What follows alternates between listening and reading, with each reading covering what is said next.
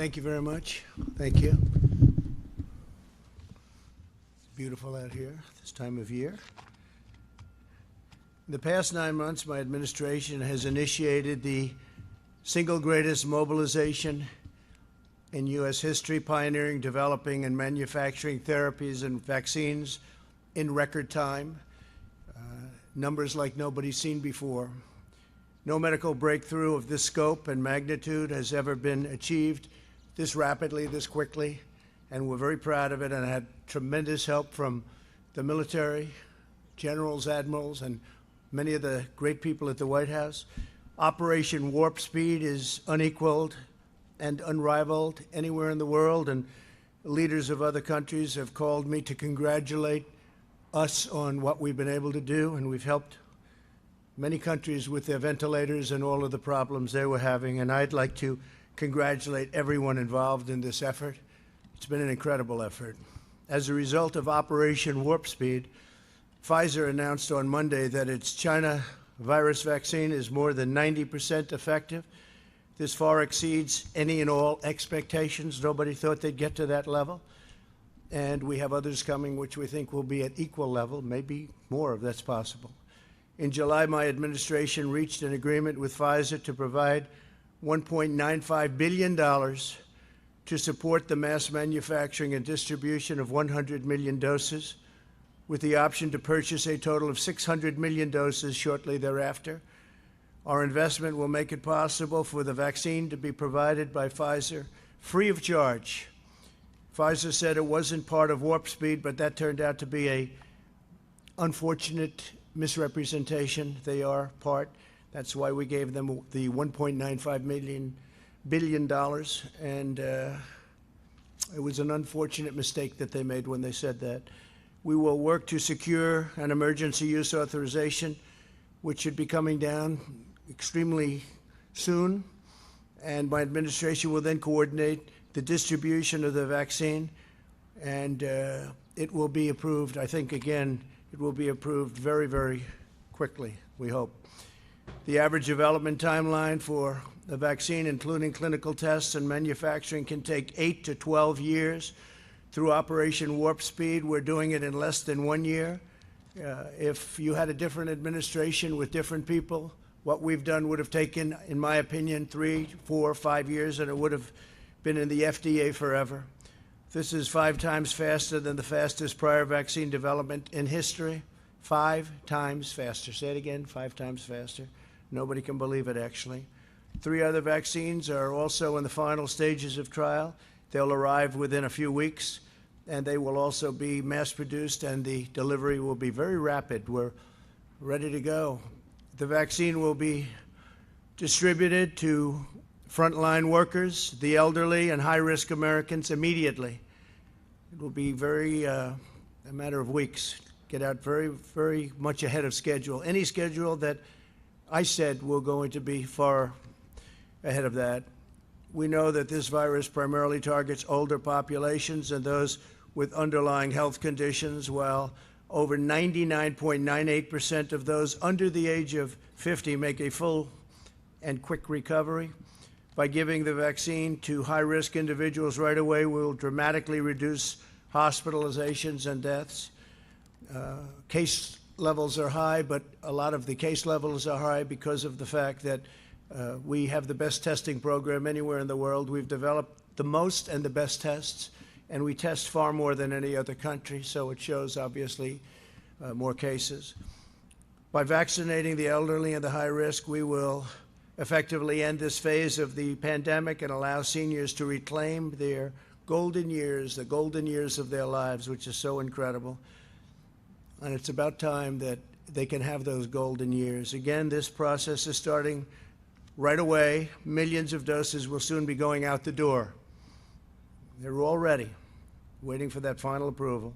As soon as April, the vaccine will be available to the entire general population, with the exception of places like New York State, where, for political reasons, the governor decided to say, and I don't think it's good politically. I think it's very bad from a health standpoint, but he wants to take his time on the vaccine. He doesn't trust where the vaccine's coming from. These are coming from the greatest companies anywhere in the world, greatest labs in the world, but he doesn't trust the fact that it's this White House, this administration. So we won't be delivering it to New York until we have authorization to do so, and that pains me to say that.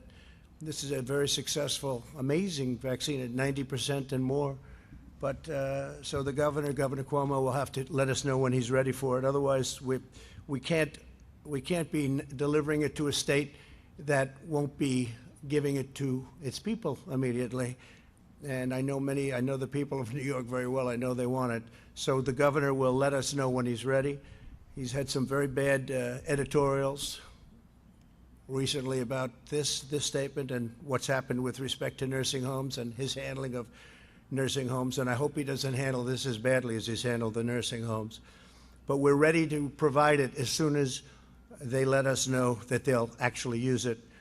And again, it's a very safe and a great vaccine.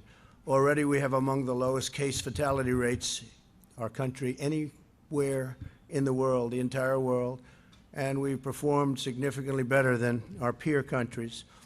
As far as therapeutics are concerned, my administration's also made critical investments in therapies that have helped reduce the mortality rate by 85%. That's, to me, one of the most exciting things. It's incredible, some of the antibody vaccines and others that have come out and have really helped people. 85%. Last month, the FDA approved remdesivir, and we've secured enough remdesivir to treat 850,000 patients. My administration finalized an agreement with Eli Lilly to purchase the first doses of their antibody therapy, which shows amazing results. This treatment will be available completely free of cost to patients. 5,000 units have already been shipped, and many more are going out the door as we speak. We've also reached an agreement with AstraZeneca for the large-scale manufacturing of their antibody treatment, which is excellent. We expect to issue emergency use authorizations for a number of additional treatments in the near future. Tremendous promise, but remember the 85% number. That's an incredible number, but we have some tremendously promising drugs online and ready to come out. We have ensured that our frontline workers have all the tools they need. My administration's invoked the Defense Production Act and related authorities over 100 times and have made a historic investment into our industrial base. All states that requested PPE from the federal government have received the PPE almost immediately upon request.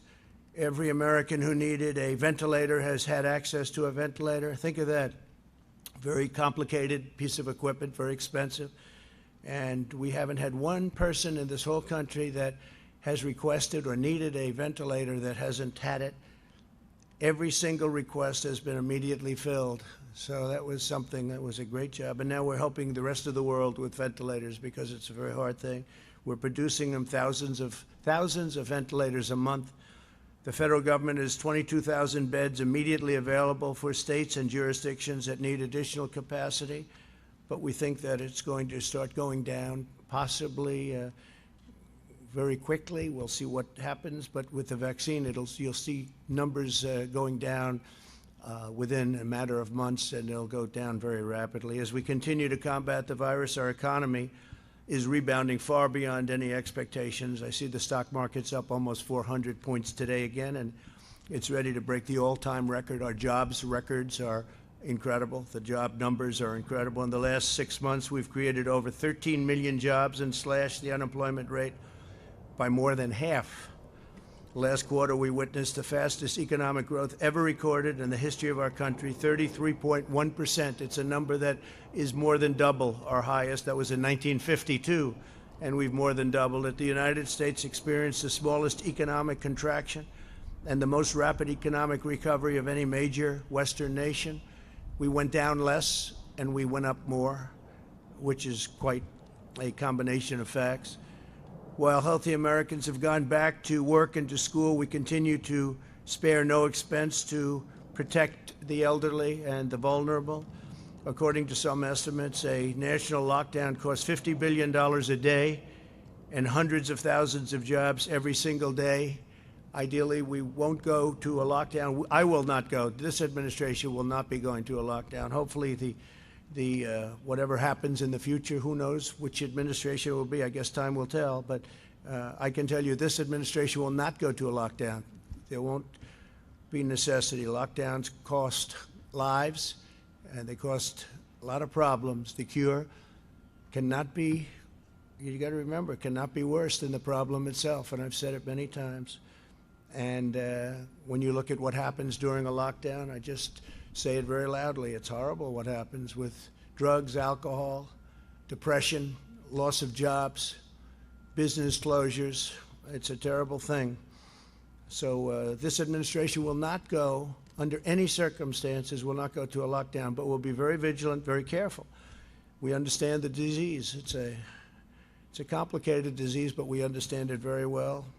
We ask all Americans to remain vigilant, especially as the weather gets colder and it becomes more difficult to go outside and to have outside gatherings. And with that, I just want to ask some very talented people to come up and say a few words. General Perna and Dr. Slaoui have been incredible. The general is really getting started right now, but he's really, what we don't know and what people don't know, he started putting this all together 6 months ago, and you're going to see some real action. So, General, maybe you'll start it off, and then, Doctor, you'll go right after that. Thank you very much, and then we're going to finish it off with Mike Pence.